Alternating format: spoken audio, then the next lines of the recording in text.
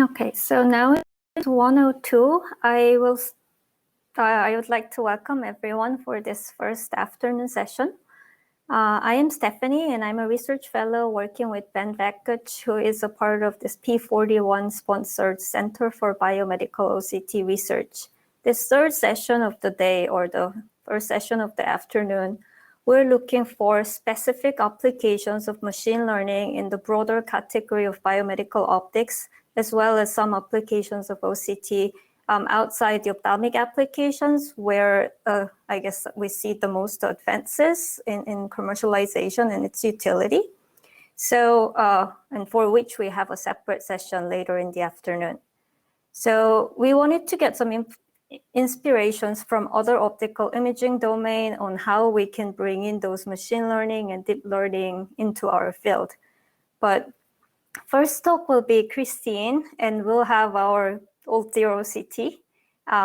So before I introduce Christine, I wanted to go over a little bit of logistics, that in case you missed the first sessions, feel free to ask questions during Christine's presentation or after on the Q&A panel on the right side of your screen, and I will relay that to Christine.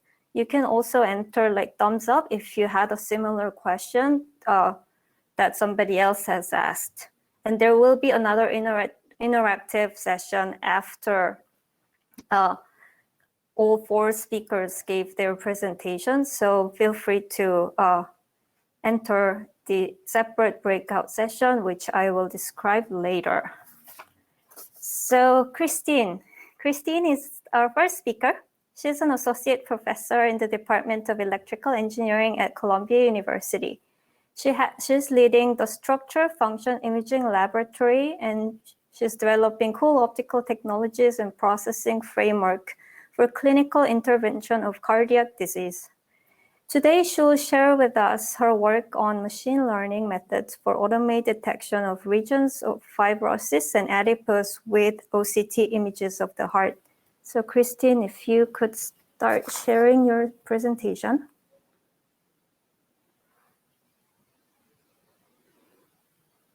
Can you see it okay? Yeah, it's awesome. Okay, perfect. Thank you very much for the invitation and for the introduction, Stephanie.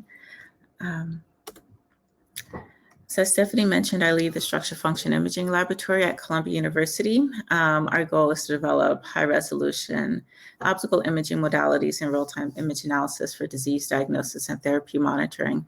We have a range of applications within our lab. I'm not able to go through all of them today, so I'm going to focus on our application in cardiac electrophysiology and specifically the use of OCT within this application. We're also using near-infrared spectroscopy for this, and if you're interested, I'll be happy to chat afterwards. So to motivate this work, we're really guided by some of the complex arrhythmias within the heart, in particular atrial fibrillation and also ventricular tachycardia. Within these arrhythmias, the structure of the heart plays a very important role. And ways to treat these arrhythmias are with a variety of methods, including a technique called radiofrequency ablation therapy. And we believe that with optics, we can help to guide this procedure.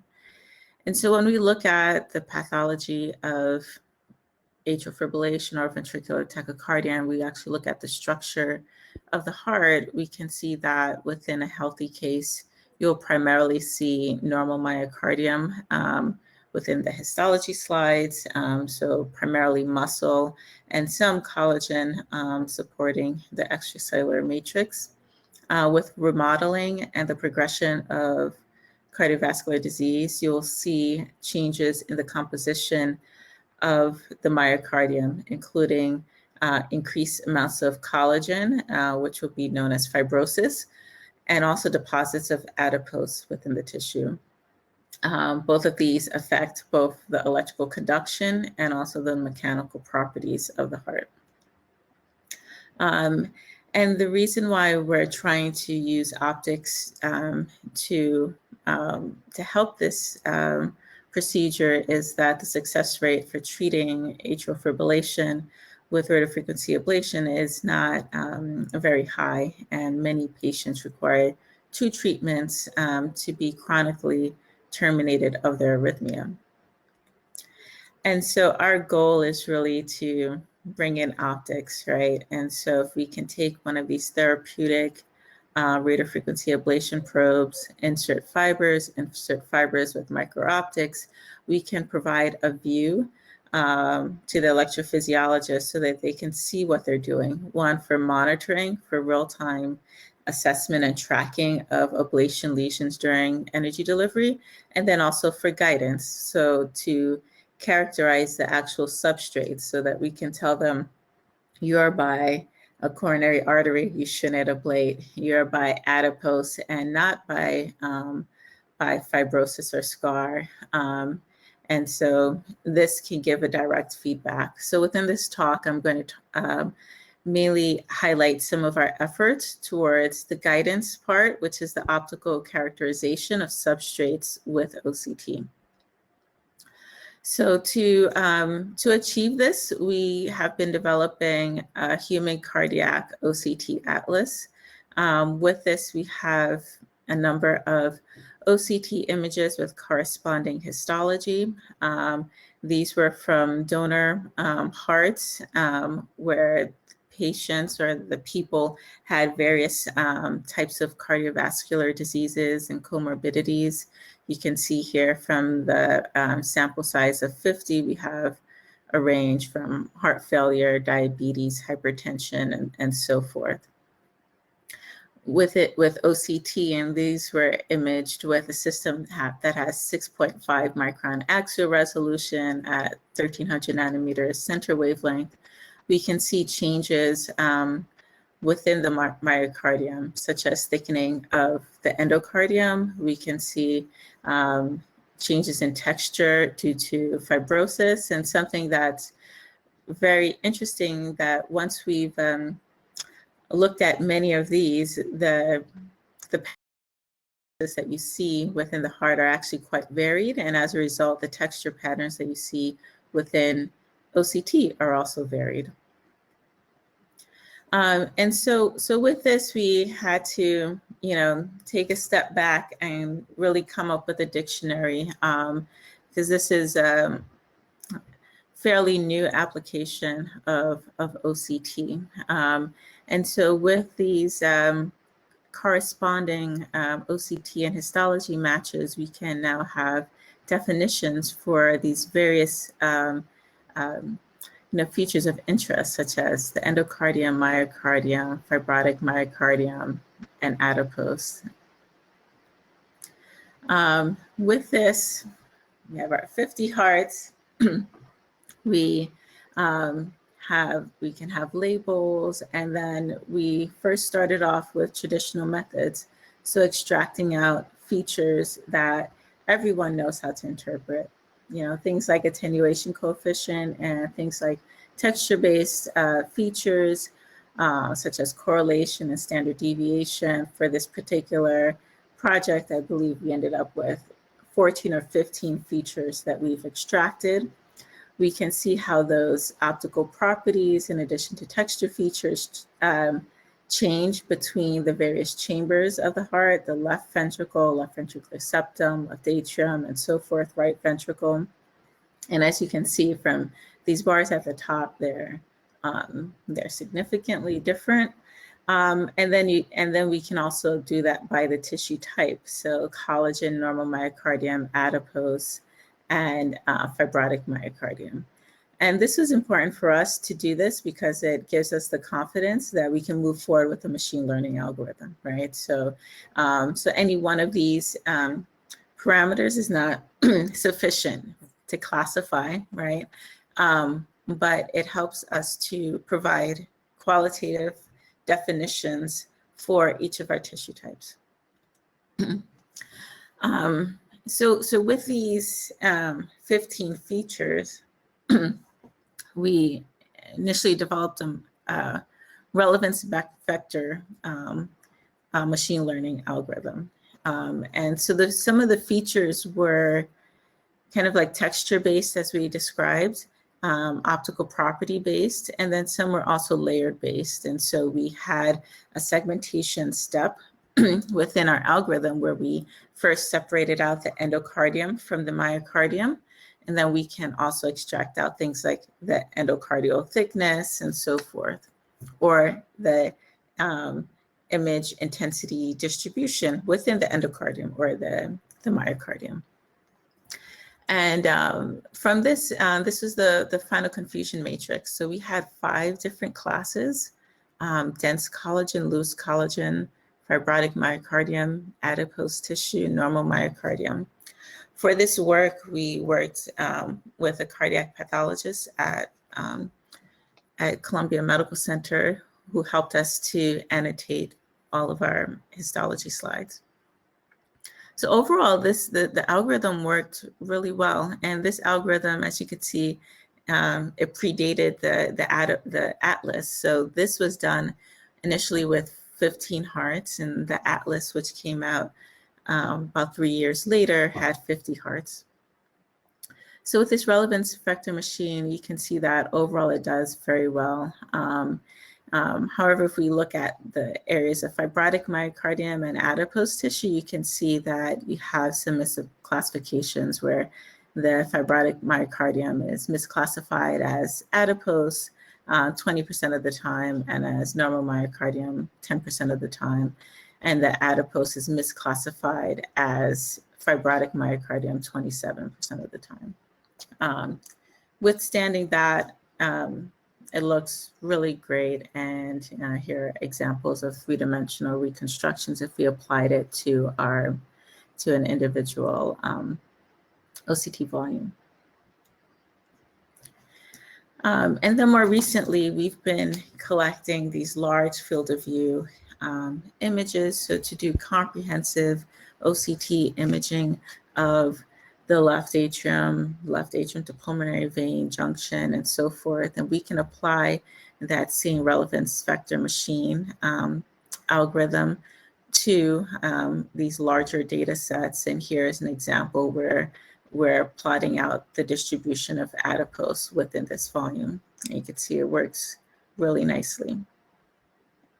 Okay, and so the generation of this atlas took a lot of work and a lot of people. It included a PhD student, Teresa Lai, the appendix of her thesis, which can be downloaded from Columbia's library website, goes through the atlas and how to label. It included a number of master's students and then also a pathologist. And to get through OCT volumes from 50 hearts, multiple chambers, multiple volumes per chamber, you could imagine will take a long time, and you need to keep everyone encouraged during the process. And it's not only done by one person, so we need some sort of standardization. And Teresa did a fabulous job providing documentation and training material. So these are actual images taken out of her thesis from the appendix. As you can see, when we did our labeling, although we're kind of focused on these like 5 tissue types, there ended up being 14 classes within the manual labeling. There were 3 different types of fibrosis that the pathologist identified. And for us, even though in the future, we will develop algorithms that have less classes, it was important for our ground truth data set to be labeled with as much specificity as possible. We also ensured to label artifacts, as you could imagine, saturation artifacts, artifacts from immersion lenses, whenever we did comprehensive imaging, so that the tissue will not dry out. We had a cover that was placed over our scanning lens so that our tissue could stay within PBS throughout the entire time. And so these are just some examples. And within her thesis, she has the formal definitions for each. Okay, so with all that said, this was not fun. And, you know, anyone who has done this knows that it's hard to recruit students to do it, but it needs to be done. But are there alternatives? And so one alternative that we're approaching is called weekly supervised learning. And the reason for this is that, creating ground truth labels are time consuming. It requires training, right? So we need to train, students not only how to read the OCT image, but also the pathology. Even though the pathology is annotated, we still give them an overview on how to read that. And with that, it's still error prone. Like if you give two different people the same OCT image, you may get different answers. So with the weekly supervised approach, the thing that's different here is that instead of a pixel by pixel label, you have a patch-based label. And here in this case, our patches were fairly large. So you can see here is 512 by 64, which is pretty much the entire length of the OCT image and about, 0.5 or 0.6 millimeters in width. And so we started off this approach with Adipose because Adipose is easy to identify within OCT, although within the heart, the texture of the adipose does change, and that's why even within the relevance vector machine algorithm, it didn't give a perfect classification. So within these kind of like long patches, we just say adipose, no adipose, and that's it. And that's going to be our label that goes into the algorithm. And so, just as some of the other speakers have mentioned, when we're working with neural networks, some of the things that we have to do, in addition to, in our case, our pre-processing of working with these patches, we can also do data augmentation. So flips, adding small amounts of noise as a way to increase the sample size within our training set. And so the output from our convolutional neural network is going to be now a pixel-wise adipose segmentation map, even though our input are just the patches with a patch-based label. And so the student who's working on this project, her name is Zi Huang, and she's also had the nice idea to modify the loss function of the algorithm. And so here now our loss function includes both the dice loss in addition to the focal loss. And so this focal loss helps to give some more weight to classes that are harder to classify. So as you can imagine, if we're just having adipose, no adipose, you're going to have more areas of no adipose, right? One, due to the fact that you have adipose within areas of disease, and then also you have background and then normal tissue. And then that's also including like the dice loss, which is using the dice coefficient as a way to evaluate our algorithm. And so I'll just flip through some example results. So here's our prediction. So the algorithm output, here's the ground truth. Here's like a really nice example where the ground truth wasn't actually even perfect, right? Because the ground truth went all the way down to the bottom. And, maybe if you think about it and you had the histology, the ground truth is probably right because there is adipose in all of those locations, but by OCT, there's no more signal. So we do see this quite often where one student may segment all the way down to the bottom because the histology had adipose all the way down to the bottom, whereas another student will just stop where the SNR was no longer appreciable. But overall, you can see that the algorithm does amazingly well.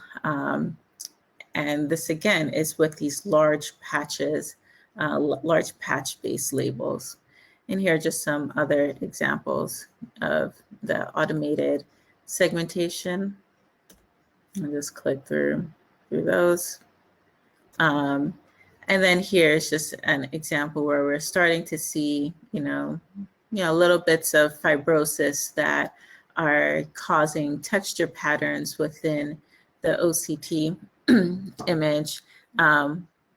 But even though we have changes in intensity, this is not the same pattern of the adipose that's produced by the adipose, and the algorithm correctly doesn't classify it as adipose, which is really great. And so, so to compare, we already had our nice pixel labeled images, right, from the data set that Teresa worked on with her team of students. And so we can compare a fully supervised algorithm to our method of weakly supervised. And you can see that for accuracy, ours was actually a little bit better, but for dice coefficient, it was a little worse. But overall, it's comparable. And that's quite amazing, especially when you consider how much time it takes to do all of those pixel by pixel labeling and then reviewing of all of those labels. And then if we just, go back in time to when we developed that relevance vector machine algorithm, we can see here that it was around 64% accurate for the adipose. So this weakly supervised learning method did better than the traditional machine learning algorithm, and it's fairly comparable to a fully supervised learning method.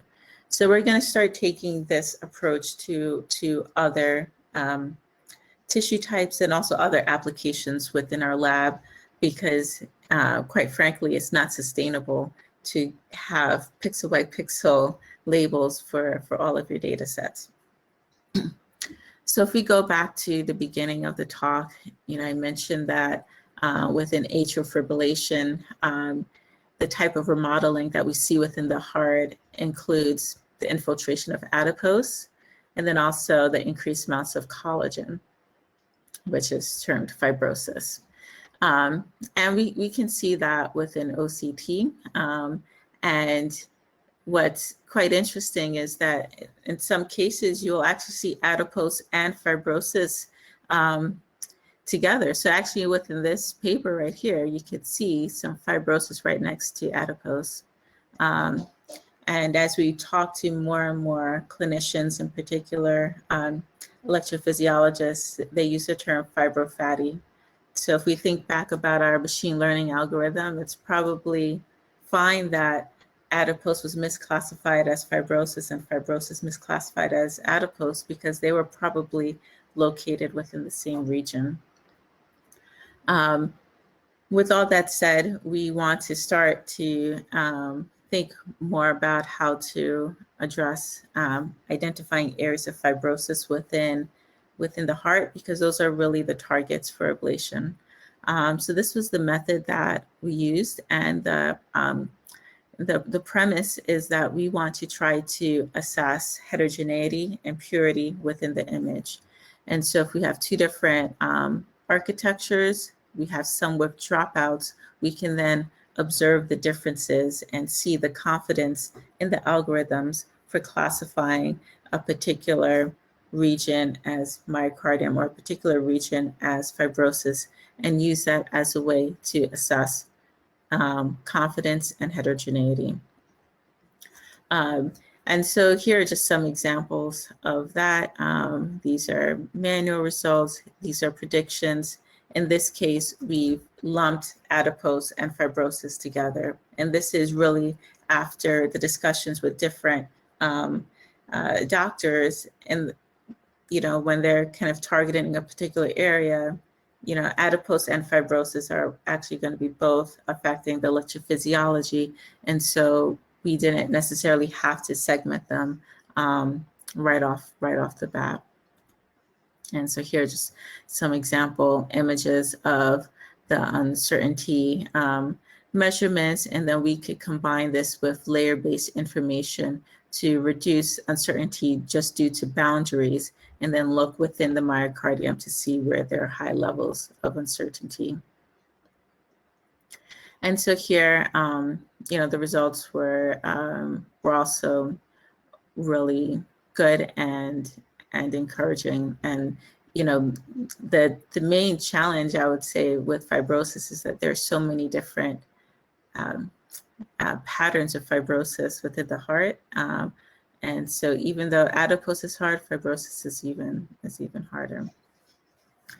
So just to summarize, what I've presented today is our cardiac OCT atlas that we're hoping to use to aid in substrate characterization and in the future guidance of ablation therapy. And our lab has been working on a number of automated methods, and I've highlighted a few of them today to characterize both the tissue class and also the architecture, and try to address some of the imperfections related to labeling our images. So in the future, we're working with Andrew Rollins at Case Western Reserve University to do polarization sensitive OCT. As you can imagine, collagen has fibrosis, and that additional channel can likely improve our classification algorithms. We are also integrating all of this work with near-infrared spectroscopy. That's another big talk that would take too long to include that data, but I'm happy to talk about it afterwards. And that's really to generate these optical substrate maps. And so these are some examples, I'm wrapping up, of 3D OCT images where we classified areas of large amounts of adipose and then localized where they were in an anatomical space. And with all that said, I think we also just need to reevaluate the traditional machine learning methods. And so, as I mentioned, we initially thought this wasn't that great because of the misclassification between adipose and fibrotic myocardium. But as we learned more from clinicians, that's probably okay. And I think having a simpler algorithm is always better. So with that, I'd like to thank all the members of my lab, and in particular, these are the students that have contributed heavily to this work. They're in underline, and our collaborators that have contributed directly to this project are also underlined. Okay, thank you. Thank you, Christine, for a great talk. It's really nice to see the hard work coming through, and you're getting nice results of classification there. I had a so I'm going to lump the questions into two big broad groups in the interest of time. One question was, how are you planning to acquire images in vivo patients? And then do you expect this to outperform what clinicians can do manually? Yeah, so in terms of, for in vivo, we have catheters that integrate both OCT and near-infrared spectroscopy. Right now, we are not in patients, so we're in normal pigs, and then also through our collaboration with Case Western within an animal model of atrial fibrillation. So those are ongoing studies. And then what was the other one? Oh, can it outperform a doctor?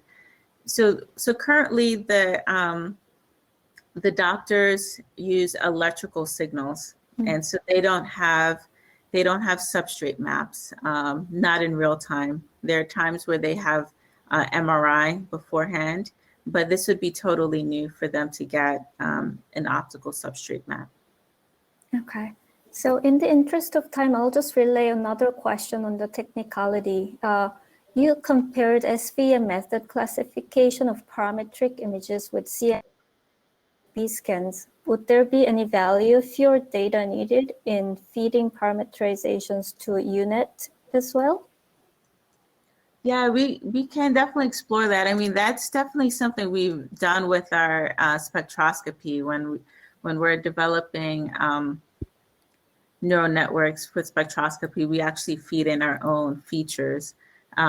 We haven't done that yet with OCT, and I think that's something that's definitely valid and good to explore. Awesome. Thank you, Christine. Thank you. So with that, I would like to invite our second speaker, Mohammed Haft Javaharian. If you're there, please ask to share your audio and video, Mohammed. And while he's coming on, Mohammed joined the Wellman Center in 2019 as a research fellow at HMS and Massachusetts General Hospital. His research focuses on rigorous and practical machine learning algorithms that analyze intracoronary PSOCT images. So today he will be presenting his recent work on deep learning for automated segmentation of coronary anatomical layers and arthroscopic lesions on with intravascular polarimetry. So we have the second OCT talk here.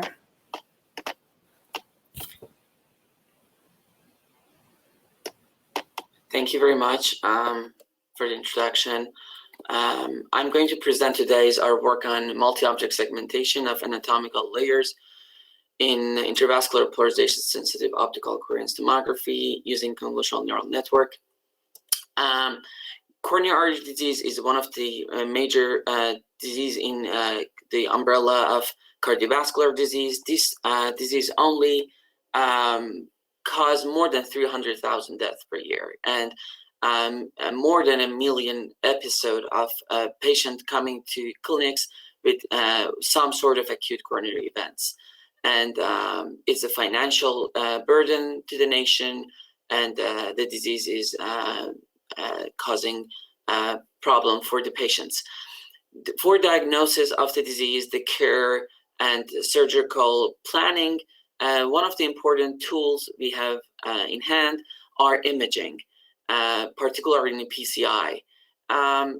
Standard of the care, for instance, in the US is using IVUS, and also for clinical or other nations, OCT is used as well. OCT provide much higher resolution of the layers of the vessels, the characteristics of the plaques, and so forth. And additionally, when we use polarization-sensitive OCT, we have more additional channels of information that helps us to distinguish between different layers and orientation of fibers and characteristics of different parts of the vessel walls and plaques. The objective of this study is to develop a model that can use and utilize the information in PSOCT to predict the location of the vessel lumen and also intima and medial layer. And additionally, we wanted to be able to detect the part of the vessel that suffers from shadows, guide wire shadow or the plaque shadow. And at the end, when the vessels are thickened, the vessel wall, or there are presence of plaques, previously they had to be excluded from studies because the signals drops and it's very hard to delineate the the final layers. Our goal was to be able to analyze those harder cases as well. The data set we have is based on our previous two pretrial studies that in total they have 57 patients. We divided the patients in 3 subsets for training and validation and a holdout testing data set. And I will present the results on the holdout testing data set. Some patients, they have more than one pullback. In total, we had 62 pullback. After quality control of all the slices through these pullbacks, we had about 1,000 slices that we manually annotated. The input to this model would be PSOCT. Has the conventional backscattering intensity of OCT and 2 channels from PS, birefringence and depolarization. And using our own graphical user interface in MATLAB, expert, that in our case was an interventional cardiologist, could annotate the location of the lumen, the location of the outer boundary of intima, which is IEL, and the outer boundary of medial layer, which is EL, and part of the image, that the angular part of the image that suffer from guide wire shadow or the plaque shadow can be annotated.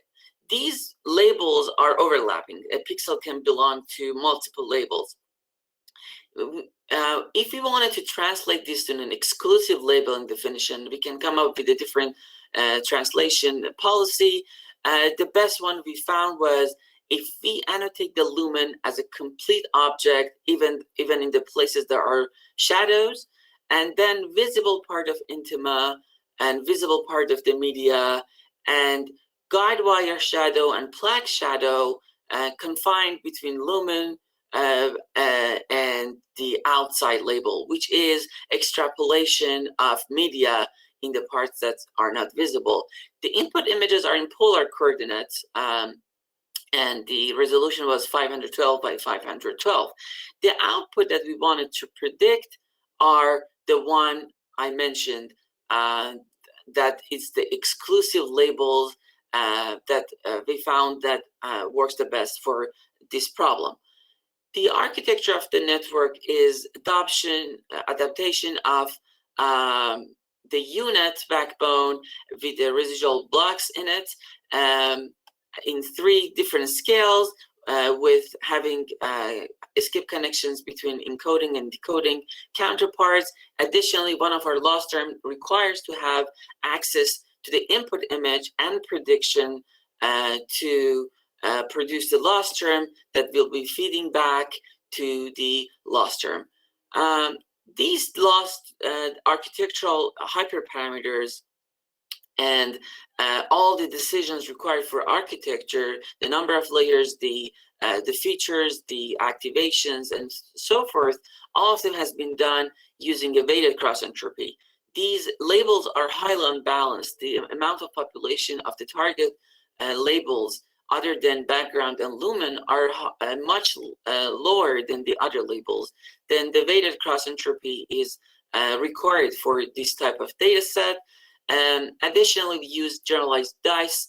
I'm going to, in short, say the 5 terms that we use for this loss term, and I'm going to explain one of them in a little bit more detail. After using weighted cross entropy, we have also dice. These 2 are very well-known loss term for biomedical image analysis, and the dice is based on dice coefficient, but it's in a soft and differentiable dice. Additionally, we had a boundary loss term that helps the model to focus on pixels in the close vicinity of the boundaries between layers. We noticed after having these 2 well-known loss term, the model find these labels correctly, the bulk part of them, but the boundary are not accurate, and there are a small part of the actual labels and actual objects. Therefore, they don't contribute that much to the cross entropy or dice.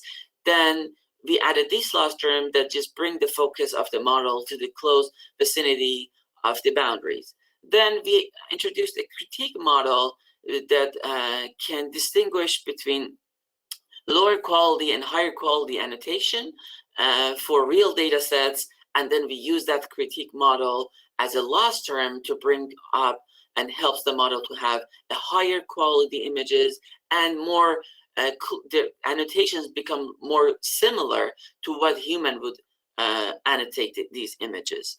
And finally, we had a loss term that imposed these topological prior knowledge that we know that in polar coordinate along each axial axis, we know there are 3 or 4 layers, and the number of boundaries therefore should be limited, and it's known. Then we wanted to impose this prior knowledge to model to have particular number of boundaries along each line, because up to that point the model was okay with the boundaries, with the actual object, but sometimes predicted more than several more boundaries and layers along each axis in harder cases, and we wanted to bring the attention of the model to those corner cases as well. To a little bit more details about each term, the weighted cross entropy is very similar to cross entropy. It's just each class, the pixels that belong to each class are weighted to the inverse of its population in comparison to the total population of pixels. The boundary is a series of logical operation on the ground truth label. This is very important because we wanted this be a loss term. It has to be differentiable with respect to the input image, with respect to the loss term, and the particularly for weights for optimization of the model.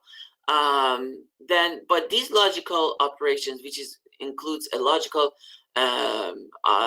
operations and convolutions with the kernel that at the end produce a mask label that is true in a close vicinity, let's say 10 pixels of the boundaries, and everywhere else is 0, and also normalized with the to make since these are a small portion of the cross sections, normalize the weights to have a same amount of signal coming from these signals, and then applying this mask to the cross entropy.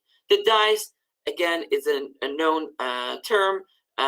Instead of logical operations, which we cannot use as in a loss term because we wanted the term to be differentiable, it's inner products, and it's a multi-class version of it.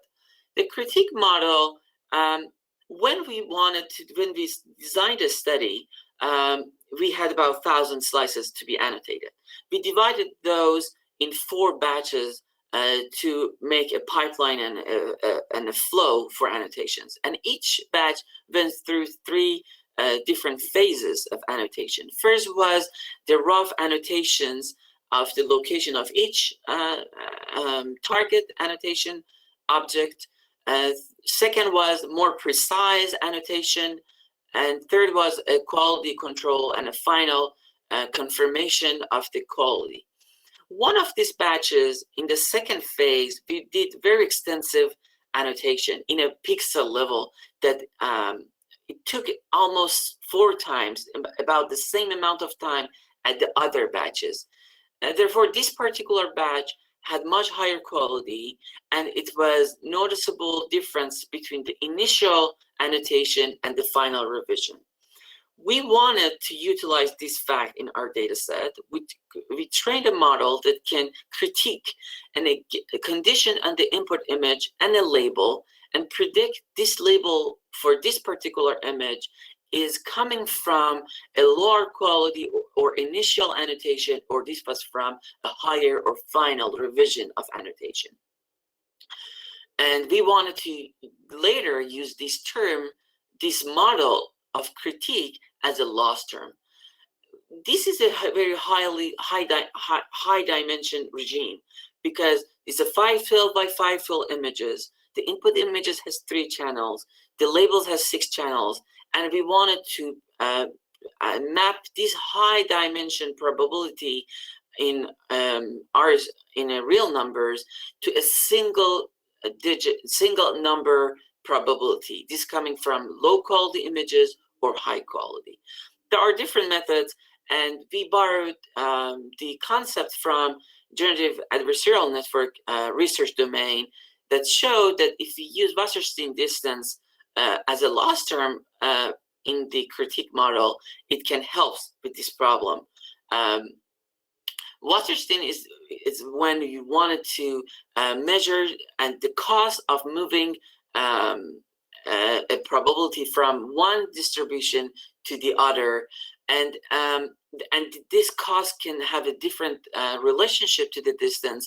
When it's linear, it's called also earth mover because it's similar if you wanted to move amount of dirt from a series of location to another series. The actual distance, it wants to minimize the expectation of this cost over all the policies, that their marginals of those policies are mapped to the distribution of sources and also the distributions of the distances. But this is intractable. We cannot do this optimization over all these policies that their marginals match these sources and targets. There is a dual proposed by Kontrovich and Robinson that if we use a function that is Lipschitz 1, or at least up to the integer, we can propose this duality that trying to maximize, find the supremum of expectation for each of those policies separately. And if this function is parameterized over parameters, then this optimization has to be done on the parameter space, but we need to make sure that that family of the functions that are parameterized are Lipschitz as well. In our case, is a neural network, and we have the parameters.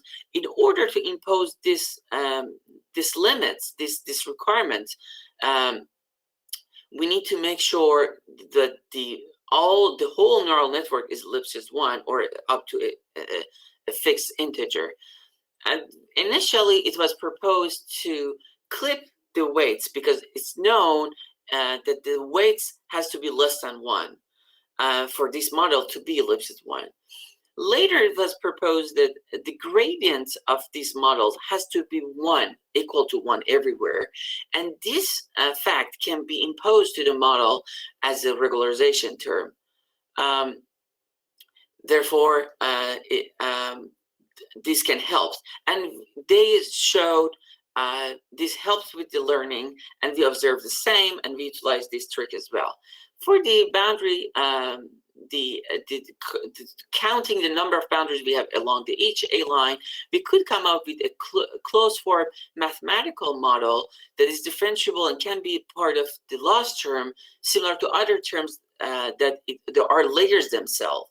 The boundary, the boundary terms of the mask, there are layers that calculate that mask and apply the mask. Same for critique model, and also for this last term that counts softly how many boundaries we have with a particular level of saturation for this softness of counting, and we can compare them with the different measuring these numbers and compare them between ground truth and the prediction.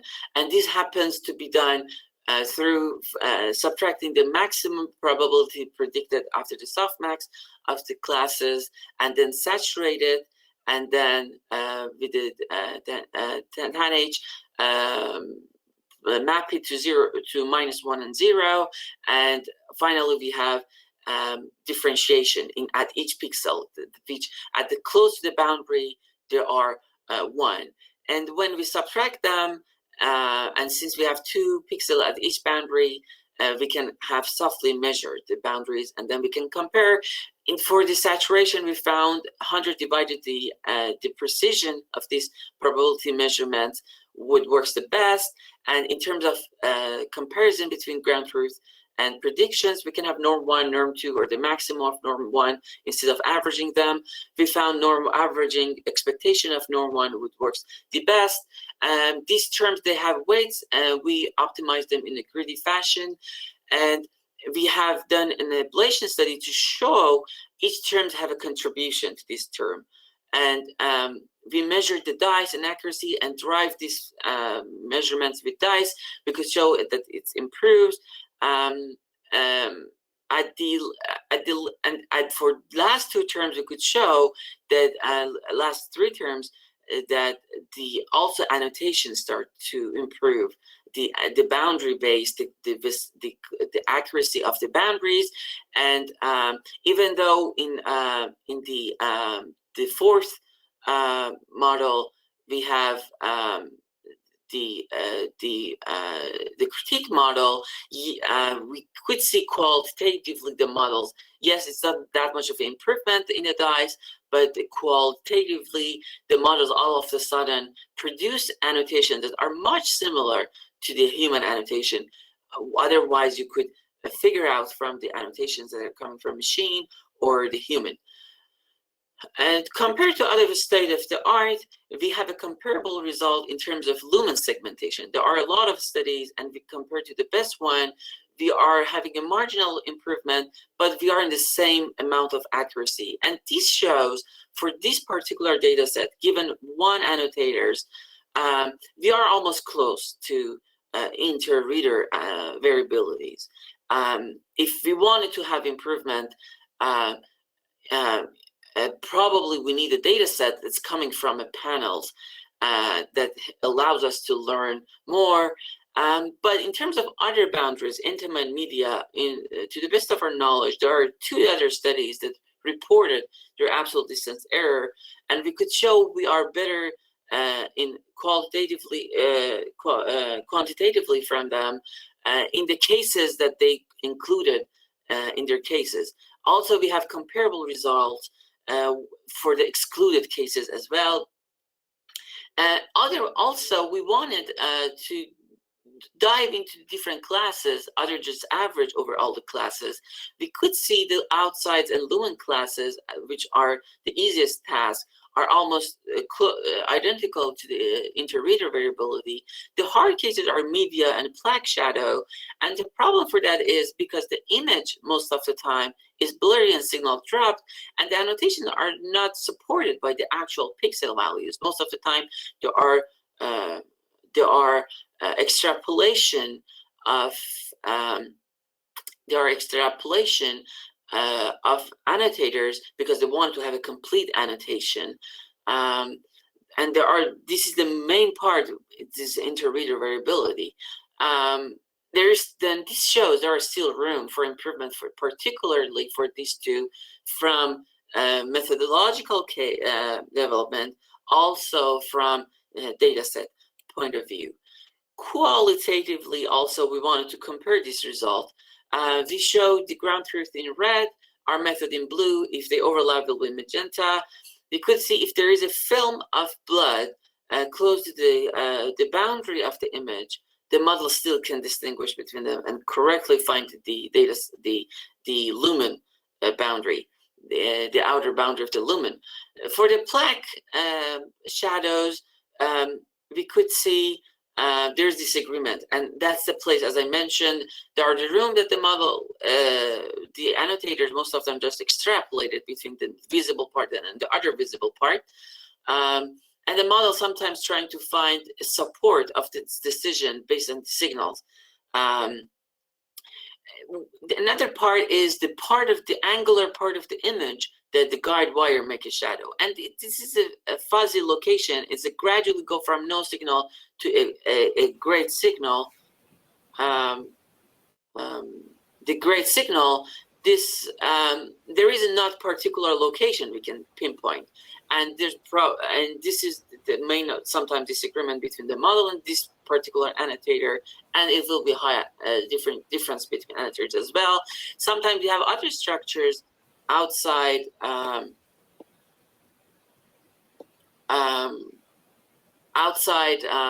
the boundary, which is mimic. It's very close to the texture, the lumen, but we can see the model doesn't distinguish. It understand this is the lumen we wanted to concentrate and segment. If Mohammed, I would just like to bring your attention to time. I would like to leave time for 1 or 2 questions. Yes, very close to that. Good. Thank you.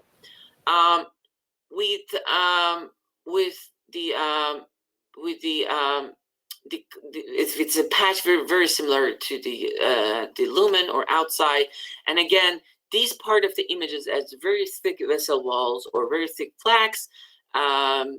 We can see the model does a decent job and find it, even though this was excluded from all previous studies. But this is not accurate all the time. Sometimes when there's another vessel outside touching the outer lumen, or when the signals is dropping dramatically at the plaque side, we have problem. And when we have stents, because stents coming from different materials, different geometrical characteristics, there are models that can find each of them separately. Great at this moment for this problem, but there is no model that can find all, and particularly there is no model can treat all the cases that have, because patients coming later, and sometimes they already have a stent before, even though they're going to have a new stent another place in their coronary, then we need to be able to treat them. But at this moment, this is the challenging cases for us. These images can be normalized in a different fashion for physicians, that we can go give this thickness of the vessels along the pullback automatically and objectively. In conclusion, the imaging is very important for these practices, and we need to analyze these images. We propose a model that can analyze these images objectively and automatically, and the whole pullback. We can find lumen, intima, and media, and also find the two artifacts and the cases was excluded by other studies. This can eventually help the patient care, reduce the cost, and also readmission and mortality rate in the future. I would like to acknowledge all the authors in this study, and also the funding agencies. And thank you very much for listening, and I'm open to the questions. Awesome. Thank you, Mohammed. I have a question. Congratulating your work, very intricate work, which works quite well. The question is, he's confused by the significance of plaque shadows. Does that have meaning for our usage? And how accurate do these image quantifiers have to be? This is a good question. Specifically, plaque shadow is very important because those plaques and their characteristics, which will be the follow-up this study, is very important. Then if we know where is that plaque, how much of a plaque, how thick of the plaque, and then we can measure other signature, particularly PS-related signatures. Within those, we can classify different plaques, and therefore it's very important to see which part of the vessels are healthy, which part are thickened, and which part are having a plaque in them. I noticed I failed to say one of the measurements we have, MHD, which is modified Hausdorff distance, which is measured how accurate we are in terms of the closeness of the two boundary. Okay. Yeah, that was another question actually that was asked. And how does your algorithm work when there is a bifurcation of the vessel? This is a very good question. I showed few cases that it was right after the bifurcation. And those cases are handled correctly. At the bifurcation itself depends on, because these are cross-section analysis. If that bifurcation is at the very earliest stages, then the model doesn't know this was a part of the actual lumen or a bifurcation is starting. Then for a while, it thinks still is the normal lumen, and after a while, it understands, oh, this is another, and it find a bifurcation and exclude that part of bifurcation.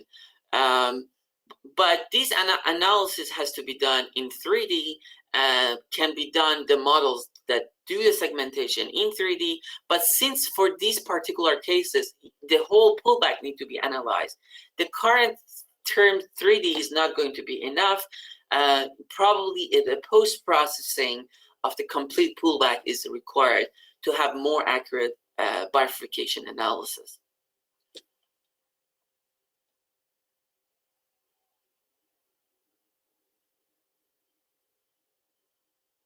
I cannot hear. I think you're muted. Sorry.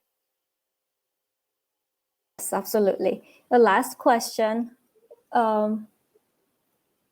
I guess this is maybe more of a comment. Intima or fibrous component of a plaque is less important that lipid or macrophage might hamper acquisition of high quality images.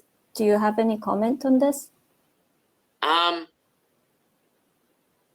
Both, yes, the intima and the fibrousness and the orientation of the fibrous intima is very important, specifically in the thickened part of it. the comments, I agree with the comments to some extent, but also, yes, it's another fact that if we can find macrophages or the foam or the other characteristics that happen in the pathological cross sections, but I believe for very downstream predictions, very clinical level outcomes, if we want to predict them, I think for those classification, it's required to have all of these features at our disposal for those very coarse predictions, if this person is diseased or not, if there is a need for intervention or not. For that very coarse levels, I think, I predict all of these features would be helpful. Awesome. Thank you, Mohammed, for a great presentation. So our third speaker of the session is Nicholas Starr. Nick, if you're there, please ask to share your audio and video so I can meet you. Awesome. Okay, so while he's coming on, let me introduce Nick. Nick is an assistant professor at the Department of Biomedical Engineering at Johns Hopkins University. Now he is leading the Computational Biophotonics Lab at Johns Hopkins. He's focused on research of computational imaging, combining structured light and smart algorithms for biomedical applications. And today he will tell us about one of his cool works involving generative adversarial neural nets. Perfect. All right, great. Sorry for the delay. Well, thanks for the introduction, Stephanie, and thanks everyone for attending. So today I'd like to give a pretty high-level overview on some of the work that my group is doing in applying AI to colonoscopy applications. And I'll highlight the work that we're doing with synthetic data or rendered images and using GANs, and also some work in semi-supervised learning. But I'd like to keep this high level. With our application, like in OCT, we really struggle with small data sets, expensive labeling, and we want to build something that's interpretable and robust. So a lot of the challenges are the same, and the tools, I think, can be used very well in OCT. So I have to start with two disclosures. Some of the work you'll see is funded by Olympus, and I also have a conflict of interest with Planoptica. So I'll start with just very briefly the motivation for this work. Colorectal cancer is a very important disease globally. It's the second leading cause of cancer deaths in the US.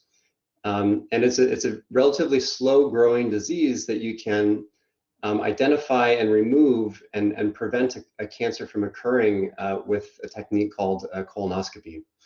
So these are very common procedures. There's tens of millions of colonoscopies done each year.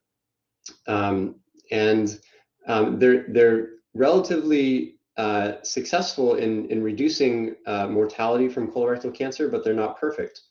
So if you're getting your advised colonoscopy screenings, it does protect you from mortality from colorectal cancer, but only by about 50%. And there's a number of reasons why this technique is not perfect right now. Four of them are lesions are commonly missed. So if the same person is seen by multiple colonoscopists, they find that about 30% of the lesions that should be removed are missed. And that's really the lower level. There's likely more than that. Many subtle lesions are not screened for. Non-polypoid lesions are not screened for in the US, and they're difficult to find. There's a lot of money that's wasted in unnecessary biopsies. So it's predicted that over $1 billion would be spent in the US by reducing unnecessary biopsies if you had a better optical classification for these lesions. And then lastly, the quality metrics that we provide to a colonoscopist to tell them if they're doing a good job are relatively crude. So in all four of these areas, there's a lot of potential for improvements with machine learning technologies. And all the major colonoscopy companies are investing heavily in this. It's a hot topic in academic research and medical imaging. But if we look at what has translated, there's not a lot in endoscopy. So these are all of the FDA-approved machine learning technologies as of a year ago. And if we look at this list, many of them are radiological data sets. They are low dimensional signals. And I believe one of the reasons for this is that if you're working with CT data and machine learning, it's a lot nicer than endoscopy data. So you have scale bars in your images. You know what your pixels represent. They're generally not influenced by neighboring pixels. So these data sets are much more quantitative than we have with endoscopy. And this could be one of the reasons why colonoscopy, even though it's such a large volume procedure with lots of money, is kind of behind the curve if we look at the translation, the commercial translation of machine learning technologies. And just to give you an intuition for why this is, if we look at a colonoscopy video and you're trying to teach an algorithm to understand these pixels, it's just really difficult. It's an inherently qualitative imaging technique. You don't really know what your pixels represent. The scene is rapidly changing in distance from the camera, so your scale bars are changing rapidly frame to frame. There's shadows, there's occlusions.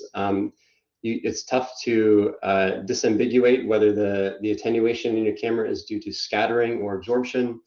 So it's just an inherently qualitative technique, which makes it very challenging. There's still progress being made, and I think it's likely that there will be computer-aided systems approved for colonoscopy use in the very near future, but it's just a very challenging modality to work around. So my group is working on technologies to try to make colonoscopy and endoscopic technologies more quantitative, so we can reduce the training requirements, make it easier to translate, make things that are more robust and interpretable. So a big picture way to think about this is the way you might conventionally do machine learning and deep learning is you generate a lot of training data. So you start with inputs of color images and paired masks or classifications. And then with lots of examples, you train a network to estimate those masks from your frames or your videos. So one idea my group is working on is to generally take these color images and try to transform them into a domain, a representation that we know from clinical insight is useful. So if we know the depth of this image, if we know the texture, if we can get a narrow band image, if we know the perfusion, absorption, or scattering, these are all things that we know are diagnostic. So the hypothesis is that if we can transform this image into something that is clinically useful, we can combine these images to better predict and classify our images. So this is a way to hopefully shortcut the amount of data that we need and provide something that's robust and more interpretable. So now I'd like to describe how we have developed technologies to go from a color image to a derived depth map or narrow band image without any optical tricks, just taking as input what the camera is, a commercial camera is recording. So one way to do that, and we started by trying to do this, is to collect a lot of training data. This turns out to be really difficult. So to get paired images of color endoscopy images with ground truth depth maps, is pretty difficult. It's expensive, and we've done this with pig colon, but it's difficult to get large data sets of realistic data where you have a real colonoscopy image and a ground truth depth map. So instead, we've moved to synthetic data. So we generate renders of colonoscopy-like images from this is not realistic anatomy here, but colon-like geometries. And then each image here is now paired with a perfect ground truth depth map. And we've developed increasingly sophisticated models for synthetic data, and also at the same time developing algorithms to go from these pairs of images with depth maps to a monocular depth estimator. So we spent a lot of time working on graphical networks to do this. So this is a combined deep learning and graphical model to estimate depth. But we've moved to simpler models using generative adversarial networks that I think you've already heard about today. And the idea is that you can train with two networks to generate depth estimations if you have pairs of inputs. And so this approach is much simpler than our previous work. It's not quite as accurate, but because it's so much simpler, we mostly moved to adversarial depth estimation. Now, if we apply this technique to our synthetic images, sorry, if we train our technique on synthetic images and then apply it on real images, it doesn't work very well, as you'd expect, because the rendered images are still pretty different than our target domain. And so we developed techniques in domain adaptation to enable networks trained on synthetic data to work well on real data. Generally, what the field does is try to make their fake data look more and more realistic. And here we took the opposite approach. We took our real data and made it look more and more synthetic. And then the synthetic-like image, when we apply a network trained on synthetic data to that image, it works really well. And the intuition here is that instead of trying to make synthetic data look realistic and capture the whole span, the whole distribution of what you'd expect in real colonoscopies, it's probably easier to remove patient-specific information. So we've trained reverse domain adaptation networks to make real data look fake, so that our fake trained depth estimators work better. And here's an example of what that does. This is the real image on the left and the transformed image, the synthetic-like image on the right. And now when we train when we test our depth estimator on these transformed images, it works really well. We also have worked on making our training data more realistic. So we worked with Siemens and their cinematic rendering engine to make realistic colonoscopy videos, all with perfect ground truth depth maps. And we've also worked with cycle GANs to take these synthetically rendered images from Siemens and add even more patient-specific realism to these images with an unpaired cycle GAN technique. So we have a lot of real colonoscopy images. We have a lot of unpaired synthetic images. And with a cycle GAN, you can add this patient-specific, you can kind of infuse your synthetic data with realistic texture with the cycle GANs technique. And when we train our networks now on this textured synthetic data, it works pretty well when we apply it directly to the real colonoscopy images. I won't get into this, but we spent a lot of time now, not for training, but for testing to verify that our depth estimators work well. We work with robotic arms and CT data sets, optical scanners to try to get these paired images for testing. And the result is that we have a pretty reliable depth estimating network that we can apply to real colonoscopy videos to derive a depth representation. We do similar stuff with NBI, so I won't go into detail, but we use a cycle GAN to make paired NBI images with our real colonoscopy color images. And then with these two derived representations, from a single colonoscopy video, we can estimate its depth map and its NBI representation. When we fuse those features together, we can get a better performance of our lesion detection and classification network. You can read about this in our archived paper here, but we fuse in feature space the color image with a derived depth map or the derived NBI image, and we can better predict what the lesions are and where they are. You can look at activation maps to kind of understand why this is working. So an input like this, without the derived depth, the network is looking in the wrong places for the lesion. But when you add depth as a shortcut, you're teaching the network some geometry. It knows where to look to try to make a classification on what type of polyp this might be. So this approach decreases the miss rate of lesions pretty substantially. In these benchmark data sets, we can reduce miss rates from 15% to 2 or 3% with small data sets. And as you increase the size of your data set, this advantage starts to get smaller and smaller. So it works best with small data sets. So another approach we're taking is semi-supervised learning. So humans learn without a lot of supervision. We just learn from lots of examples without labels. And you can train networks to do the same. So colonoscopy videos are actually not that difficult to get. You can get millions of images pretty easily without labels. And so we've used semi-supervised learning techniques to try to exploit that unlabeled data to make more robust lesion detection and classification algorithms. You still need to make a cost function for your algorithm. So in this case, we for our unlabeled data, we give it a jigsaw task. We take images without any label, and we scramble them. And then we train a network to learn to unscramble this image. And that makes your feature encoder learn kind of the global shape of what a colonoscopy image looks like and what the mucosa looks like in your colon. And that's, so training your encoder to do that, we do it sequentially with a one round of supervised training with our small label data set, and then another round of unsupervised training with this jigsaw pseudo label to train a feature encoder that's developed some intuition about what a colon should look like from the almost free unlabeled data.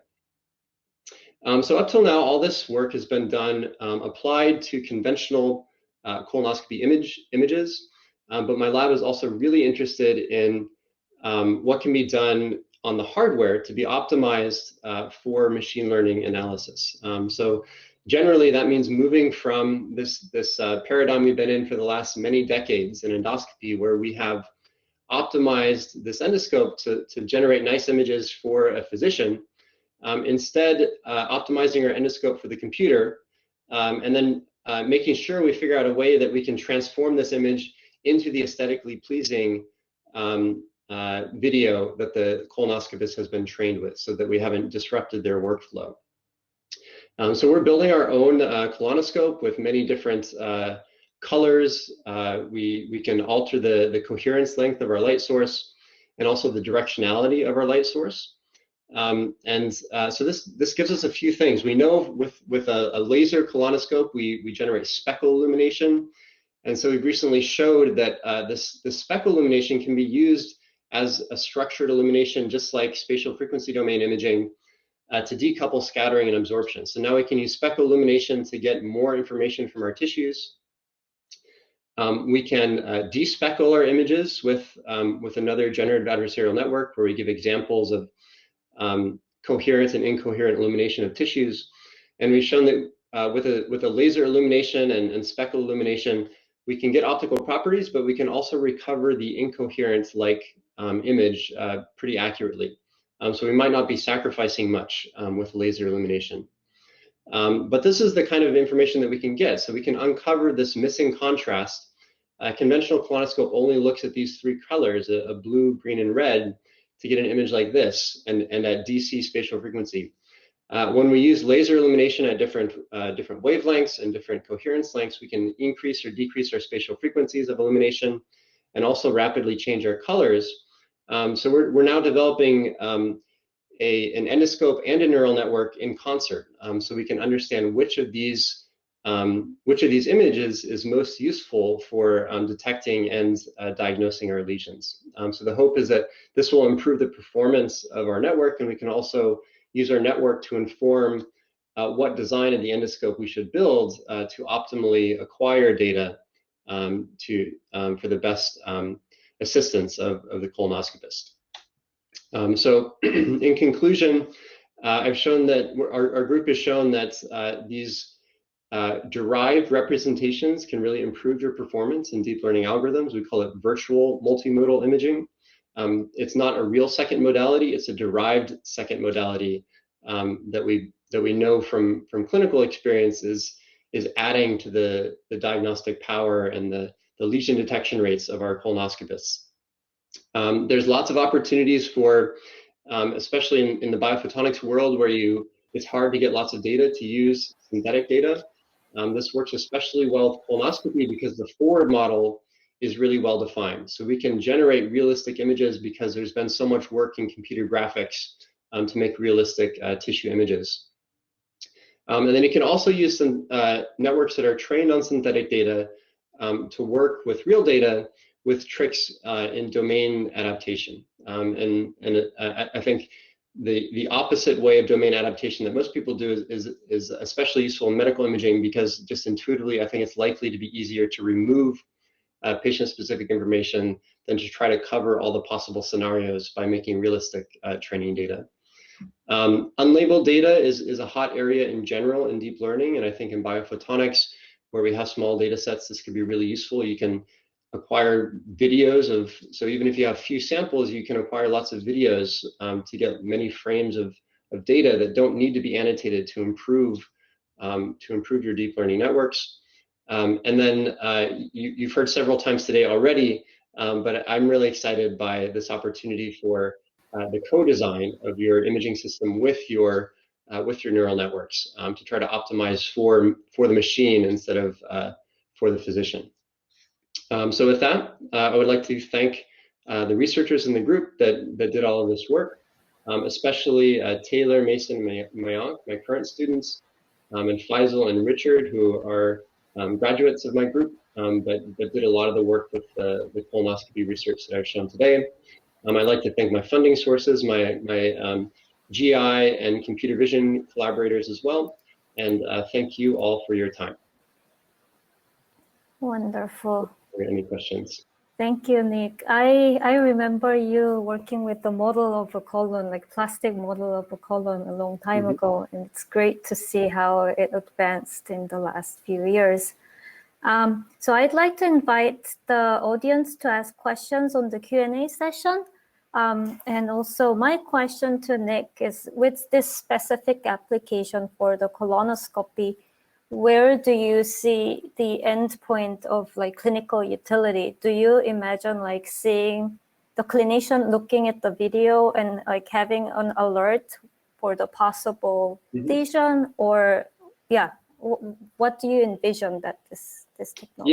Yeah. So people are already working on this. There are prospective clinical trials being done, and some have been in big publications over the last 4 years, and they are typically have user interfaces like this, where it's a blinking light or a circle that indicate to the colonoscopist where they should take a closer look, and then you leave it up to the physician what they want to do with that. That's how they're doing the clinical studies right now, and are seeing a benefit in lesion detection rates and hit rates on the adenomas that they're detecting. Their adenoma detection rates as a fraction of total biopsies taken. I think that's the most natural, at least first step for how you might present this. We saw in the very first talk this morning this pyramid of the value chain. So that's kind of at the very top, kind of automating this diagnosis. There's also opportunity for denoising and image enhancements, higher speed imaging or larger field of view, stitching the images together to get larger mosaics of your field. So I think those are also opportunities that we could see in the future. Awesome. So with the hardware design, would the probe be comparable to what's currently used, even if you add a lot more imaging modalities and sensing? Yeah, so we've picked modalities that are easy to incorporate to start with. So the way we've made this first colonoscope is actually unmodified on the patient side. So this the tip that you see, we don't touch. We just drill into the part that connects to the Olympus light source and put our own light source in. So we can shine 9 different wavelengths and different angles and vary the coherence. And we use the same camera as the Olympus scope. So it's not heavily modified from the patient's perspective. Yep. But I think moving forward, there more challenging modalities could also be incorporated. You just need to figure out which one. You need to have a better idea of which ones are likely to work first before you make that investment. But this was the simplest way to start, was just looking at color, direction, and coherence length. Okay, so Martin has a question. Would you advocate to turn OCT images into HNA histology images? Would I advocate for it? Yes, yeah, I think we should be doing that. So I'm sure you've seen Richard Levinson's work with Muse and Malin's work to do confocal to H&E. The images look great. Yeah, I think it can be tricky with resolution with OCT, but the results from Muse, from phase, and from confocal are looking really good when you design your microscope and you do an image-to-image transformation to get an H&E-like image. You can improve the resolution, that you can generate realistic colors. Levinson has done a lot of work on this, and he has a recent paper on using cycle GANs for it. You do have to watch out for hallucinations and the confidence in your diagnosis.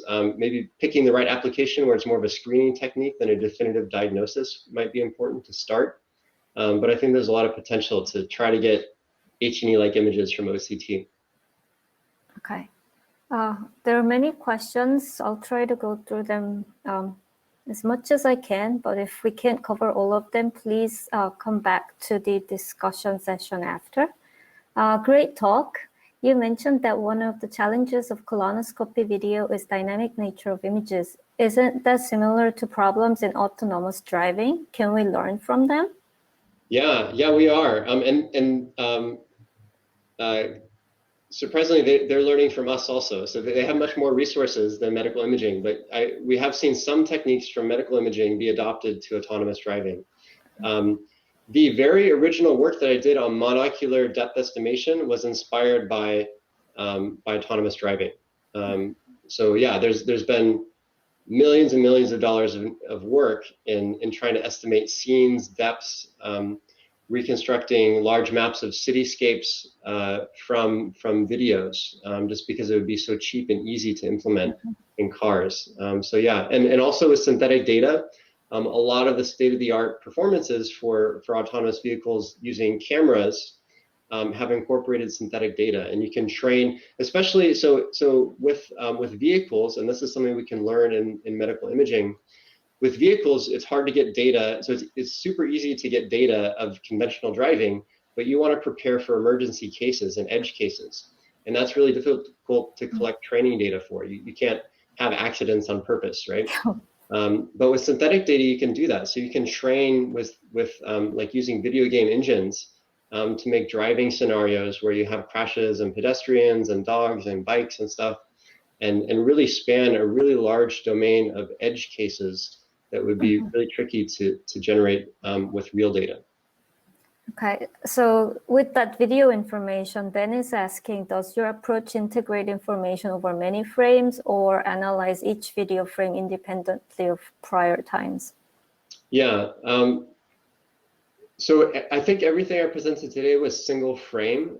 We've worked a lot with video, and it hasn't worked as well as we hope. I think there's a lot of potential there.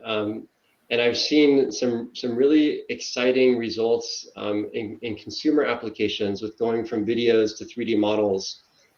We haven't gotten it to work very well. I think it's tricky with our data because the mucosa is deforming. The object is, when you zoom in, is not very, it doesn't have a lot of strong features like a toy might or a car might.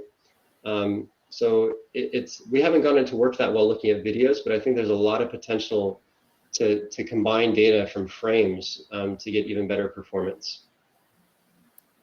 Okay, I think one last question from Helen. Apart from a mechanical rendering, are there any other optical properties built into the fake data for training?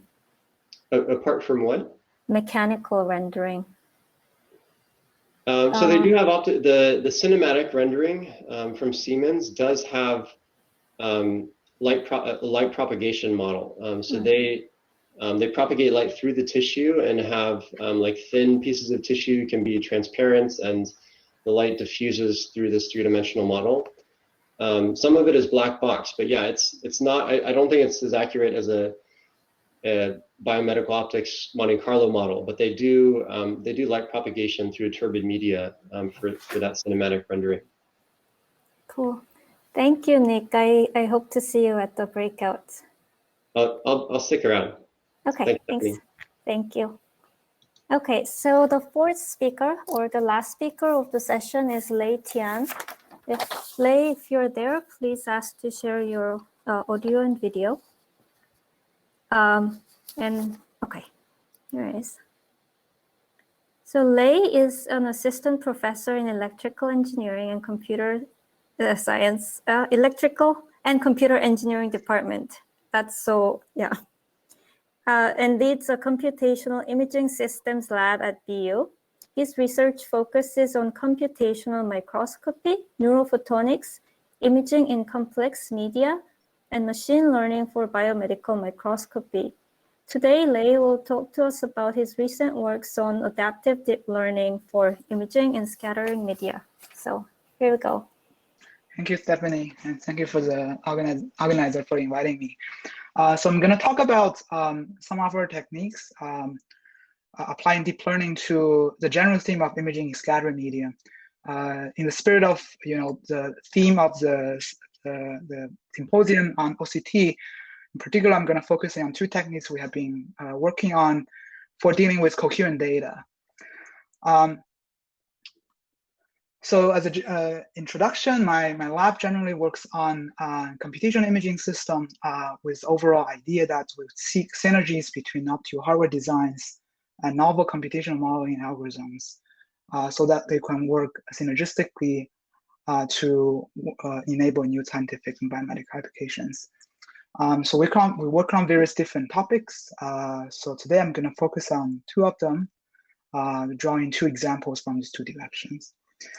So the first example I'm going to talk about is more from a fundamental perspective. So you're going to see some toy examples, but basically the idea is that we would like to understand what fundamental amount of information you can extract from speckled data. So the idea is that in a lot of scenarios, when you wanted to imaging through scattering medium, the information actually are fundamentally encoded in the speckles, rather than thinking about the speckle as noise, what amount of information you can extract.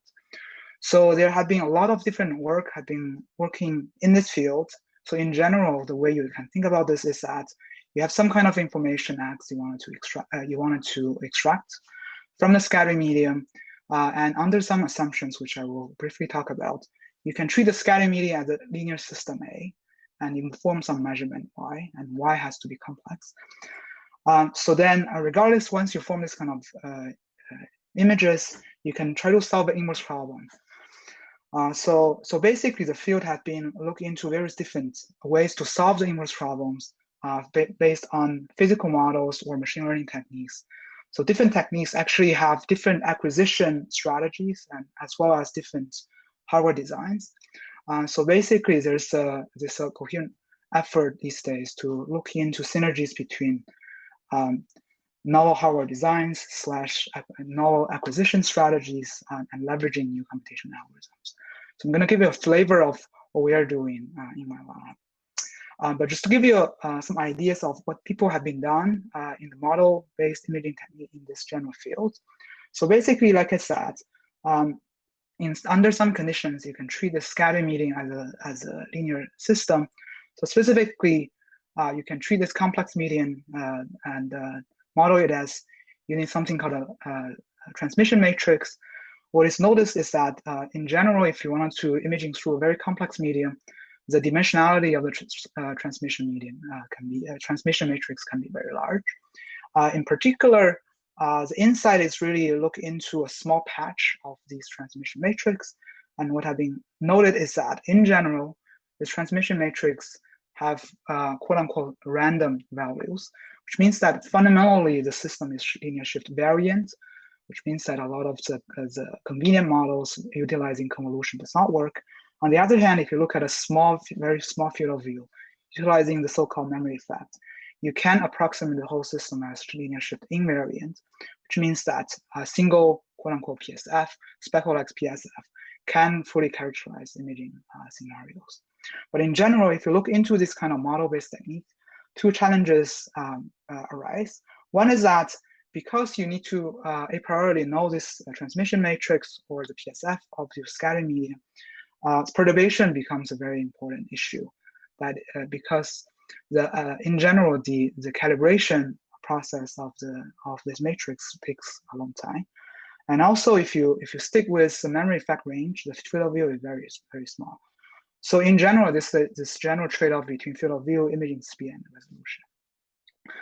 So naturally, there have been a lot of different trend in this field to look into whether one can overcome these limitations or trade-off using machine learning-based techniques.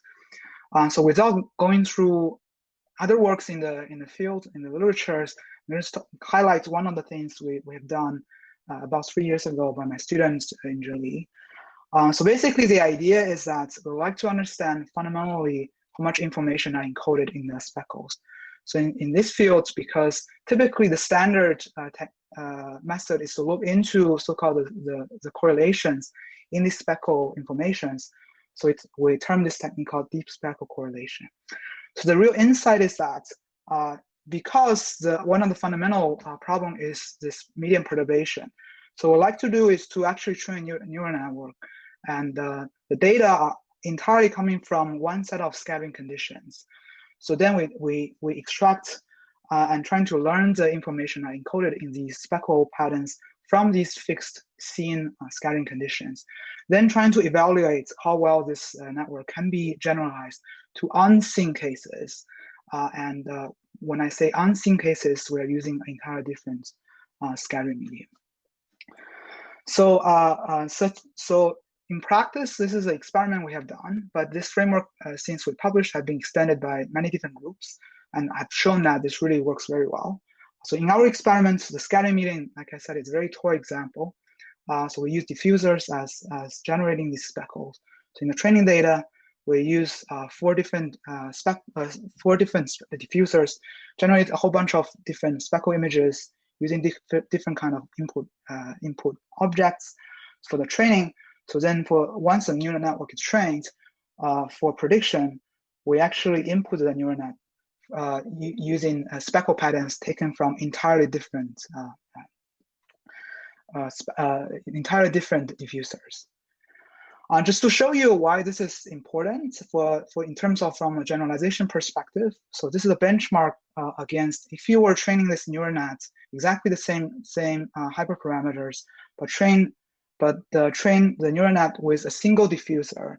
But if you predict on the same diffuser, you can get high quality images based on the speckle patterns. On the other hand, if you were trying to make predictions through a different diffuser, given the same object, the quality rapidly degrades. On the other hand, in our case, what we've shown is if you train on 4 different diffusers and trying to generalize 5 or even more number of diffusers, you can still maintain the high quality images. So in the paper, we also show some other examples, more complicated imaging scenarios, more than letters and digits. But this just gives you a high level idea of what we have done in that domain. So the next thing we have done in this area is trying to gain a little bit of insight of the kind of information that are encoded in these speckles, and trying to give some insight on what exactly the deep neural net might be working with. So the idea is that we're going to use dimensionality reduction technique. In particular, we use UMAP to understand the information flows through this deep neural net. So specifically, what happens is that we have some objects.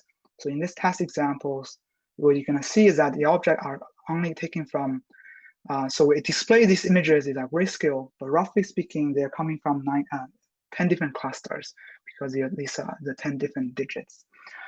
So then what happens is that if you look at the data we took from speckles, what prominent features we have seen is that once you run these clustering algorithms on the speckles, so the information from the digit have been completely smeared out or mixed due to the scattering process.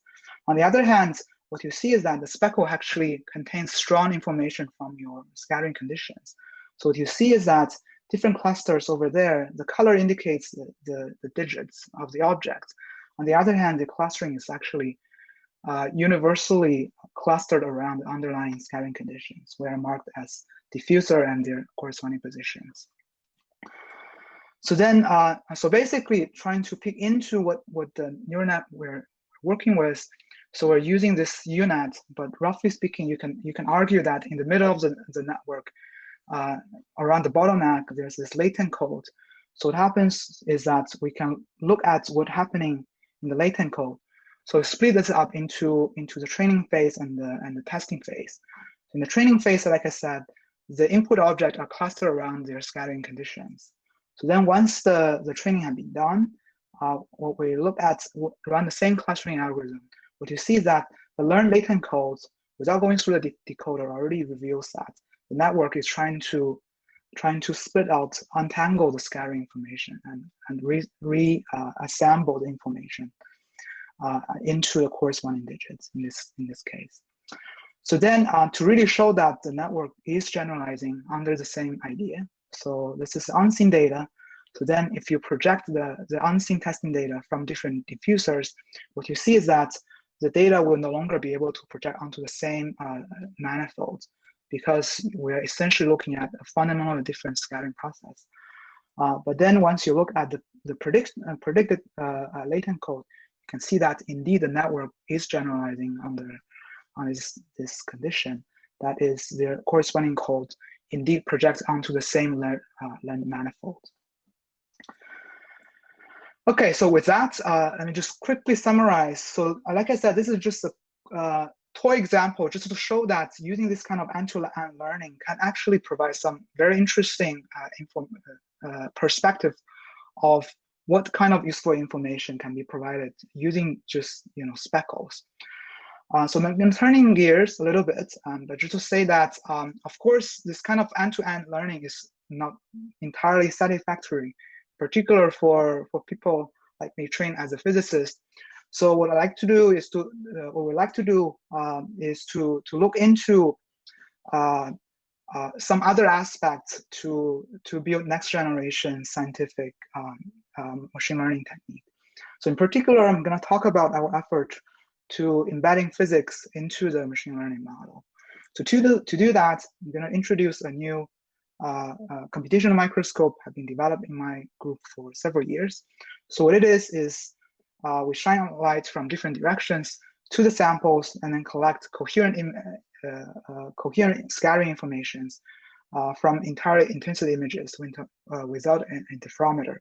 So in a nutshell, at the high level, what we're trying to do is to using these kind of intensity images and to recover 3D phase information.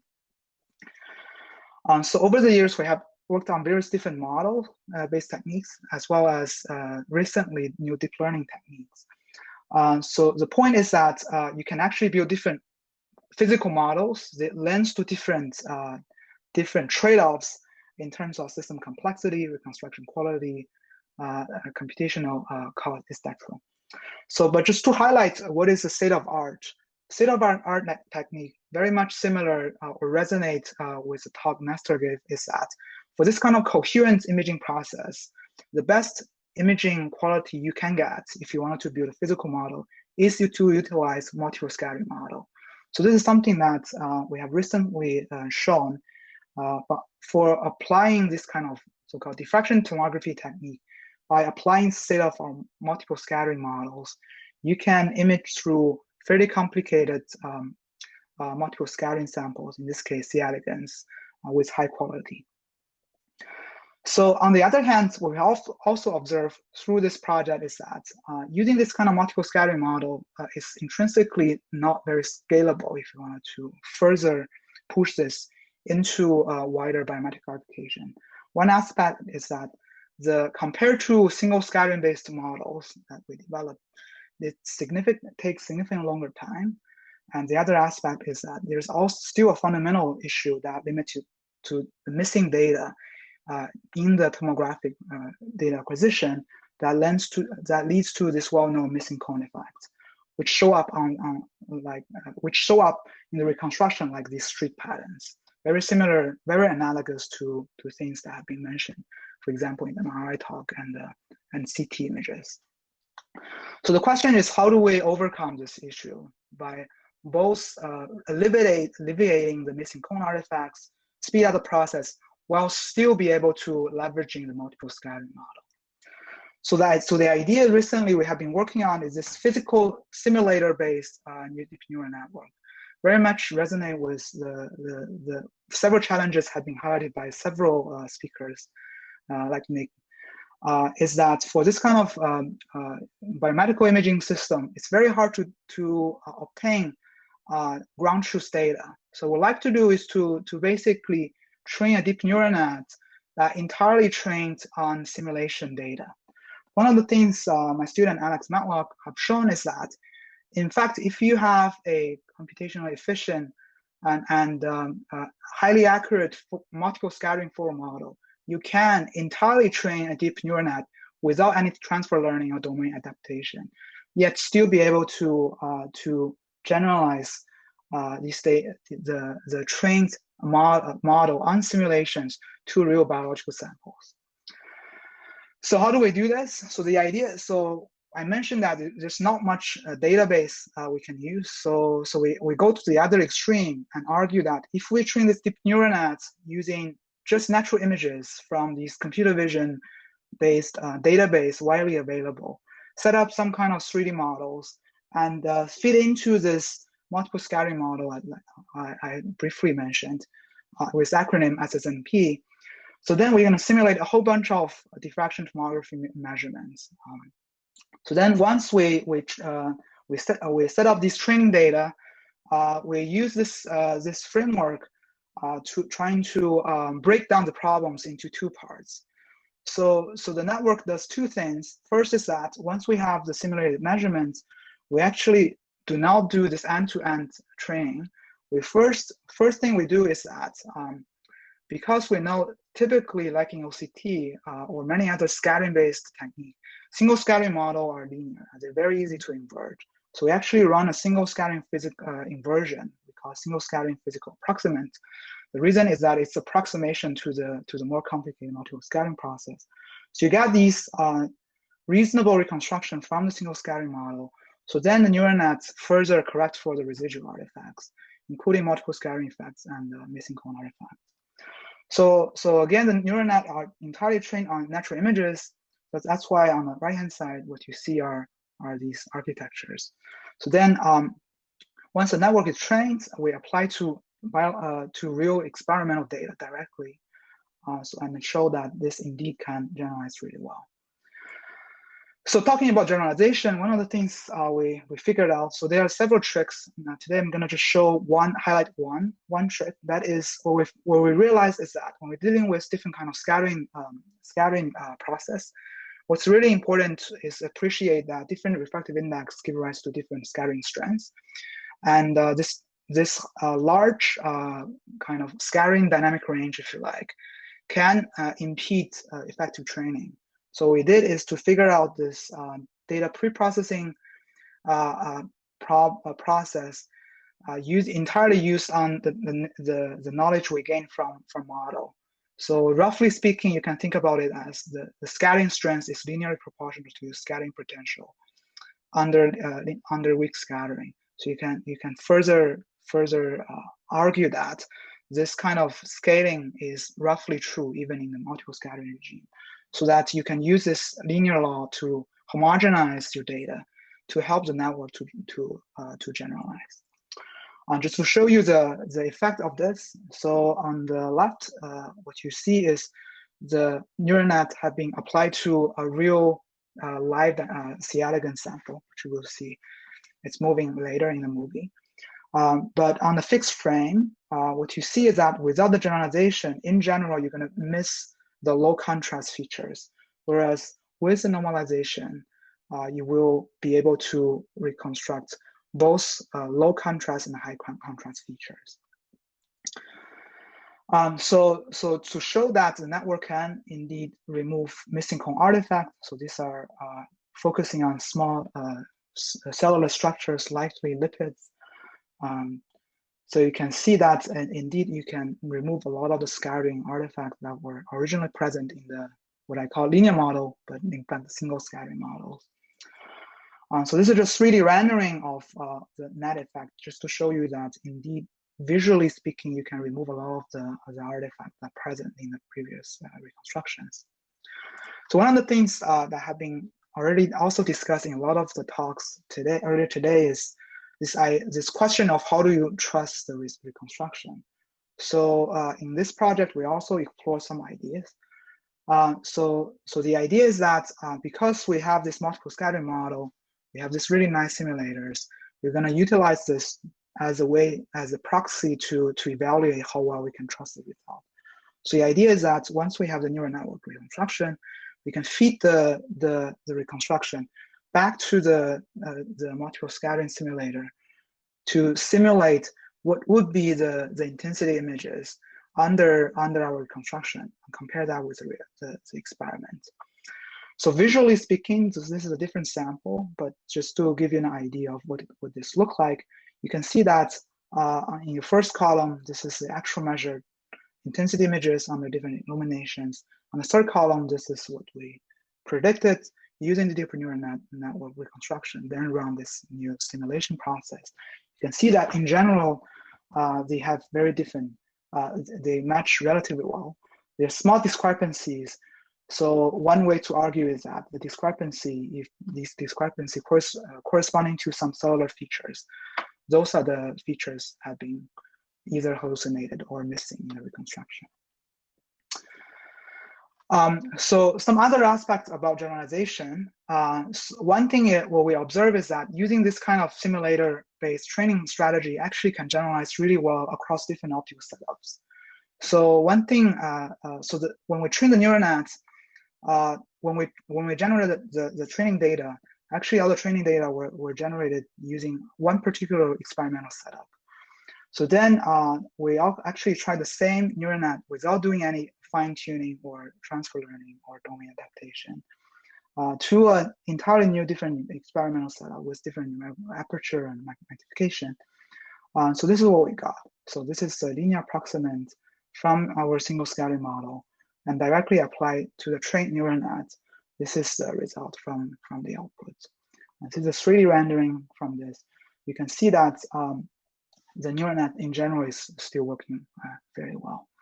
One of the underlying explanation is that because we're using the single scattering approximant as a guidance of the network, so the network is really forcing it. And also based on the simulation using natural images, the network is forced to learn and to remove unwanted artifacts regardless of the imaging geometry. So last but not least, just to show you the highlight of the project is that we apply this to live samples, and all these images the video data can be processed compared to fairly fast, and you can see that zoom on to some small features. We can reconstruct all these tissue structures in the live C. elegans with high quality. At least visually. Okay, so with that, let me just briefly summarize. So basically, I've talked about two efforts that have been explored in my lab for looking into imaging scattering medium with coherent informations.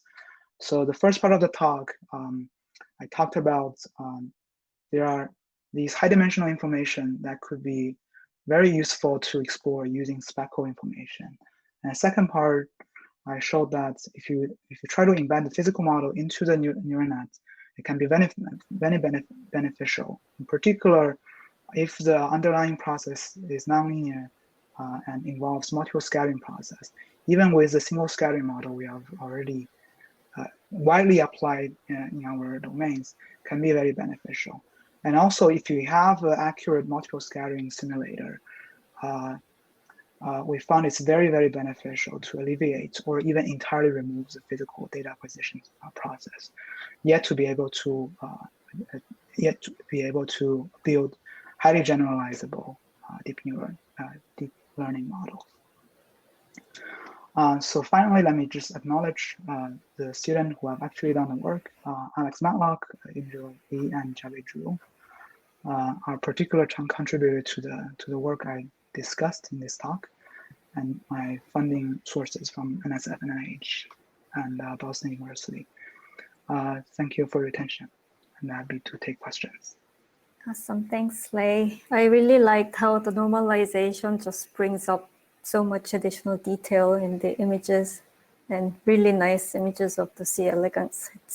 It's great. I guess you are talking a lot about the generalization of the neural nets. So is there a way to quantify how generalizable your trained data is? When do you stop training it? Good question. I guess the short answer is we don't know. I guess right now what we basically just train it and apply it to the testing data. Okay. And based on whatever observation we have, we do try to come up with various different metrics to evaluate. So one of the things I talked about this kind of process is with the motivation of evaluating how well the network is generalizing, how well it's generalized.